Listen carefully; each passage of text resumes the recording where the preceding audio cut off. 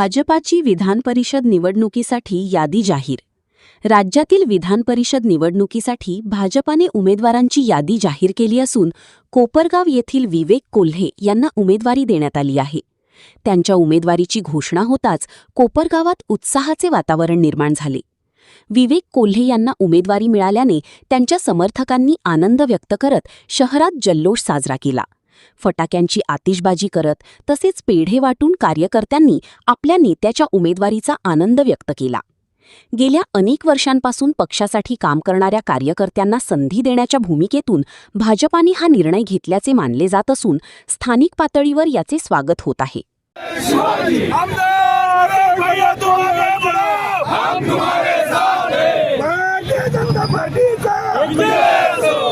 काय पहिली प्रतिक्रिया आहे, काय सांगाल? प्रथमतः आदरणीय शंकररावजी कोल्हे साहेबांना विनम्र अभिवादन करतो.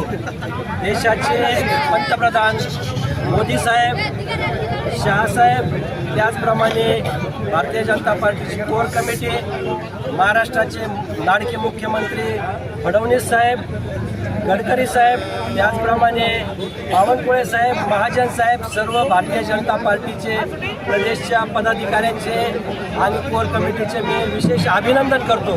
कोल्हे कुटुंबाने केलेल्या त्यागाला, त्यांनी जो दिलेला शब्द पाळला, कारण भारतीय जनता पार्टी हा दिलेला शब्द पाळणारी पार्टी आहे आणि म्हणून मी सर्व भारतीय जनता पार्टीच्या पदाधिकाऱ्यांचे, तालुका असेल, जिल्हा असेल, पालकमंत्री असेल, सगळ्यांचेच मी विशेष आभार मानतो की त्यांनी आज कोल्हे कुटुंबाला न्याय दिला.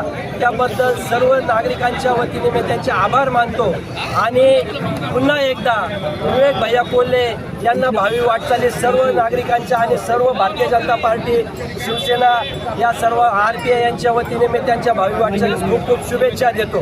गेल्या 6 महिन्यात जी तालुक्यात परिवर्तनाची लाट चालू झाली, ती परिवर्तनाची लाट पुन्हा एकदा विवेक भैयांच्या आमदारकीच्या रूपाने पुन्हा एकदा ते सिद्ध झालं आहे की कोल्हे कुटुंबियांचं तालुक्यावर वर्चस्व आहे आणि जनतेसाठी काम करणारं कुटुंब आहे. म्हणून भारतीय जनता पार्टीने त्याची जाण ठेवून विवेक भाईंनाची उमेदवारी दिली. त्याबद्दल पुन्हा एकदा परत सर्वांचे आभार मानतो. जय हिंद, जय महाराष्ट्र, जय शिवराय.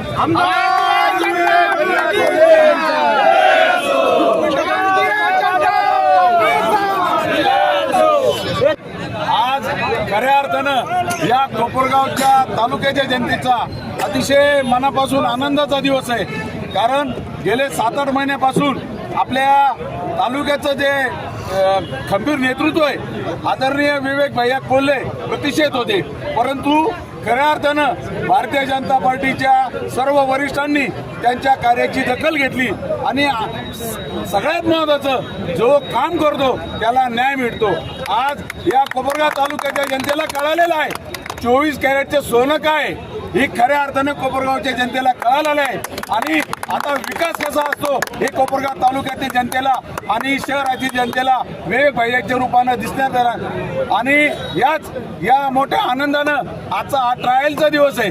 आम्ही खरी झाकी 2 दिवसानंतर कोपरगाव शहराला दाखवणार आहोत आणि म्हणून आमदार विवेक भैया कोल्हे यांना नवीन वाटचालीसाठी कोपरगाव शहर, शिवसेना, भारतीय जनता पार्टी आणि रिपब्लिकन पक्षाच्या वतीनं खूप खूप शुभेच्छा देतो. जय हिंद, जय महाराष्ट्र.